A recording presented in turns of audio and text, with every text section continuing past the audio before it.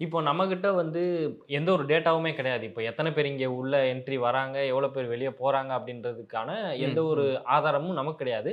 ஆனா இப்போ கடந்த ஒரு வாரத்துல பார்த்தோம்னா, பல வன்முறைகள் பெண்களுக்கு எதிரா இருக்கட்டும், குழந்தைகளுக்கு எதிரா இருக்கட்டும், இப்போ கும்மிடிப்பூண்டியில ஒருத்தவர் வந்து ஒரு குழந்தைய இது பண்ணிட்டாரு.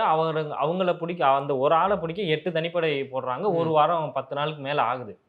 இப்படியான சூழ்நிலை தமிழ்நாட்டுல இருக்கும்போது, இத இந்த மாரி இம்ப்ளிமெண்ட் வரும்போது, இத கடுமையா எதிர்க்கட்சியும் பேசல, ஆளுங்கட்சியும் பேசல. இப்ப 2026ல சிஎம் ஆக போறேன்னு ஒருத்தர் சொல்லிட்டு இருக்காரு. அவரும் பேசல. யாருமே பேசலன்னா இது எப்படி இருக்கும்? இந்த கேள்விகள தனித்தனியா பார்க்கலாம். நீங்க சொன்ன மாதிரி தினம் எத்தன வடமாநிலத்தவர்கள் தமிழ்நாட்டுல வராங்க அப்படிங்கிற கணக்கு கிடையாது.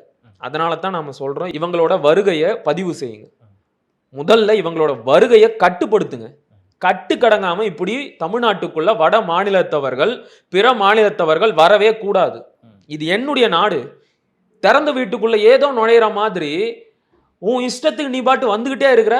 கேட்டா நானும் இந்தியன் தான், இது இந்தியா அப்படின்ட்டு போற. இது தமிழ்நாடுடா, இது ஏன் நாடு. நீ பாட்டு வந்துகிட்டே இருக்கிற.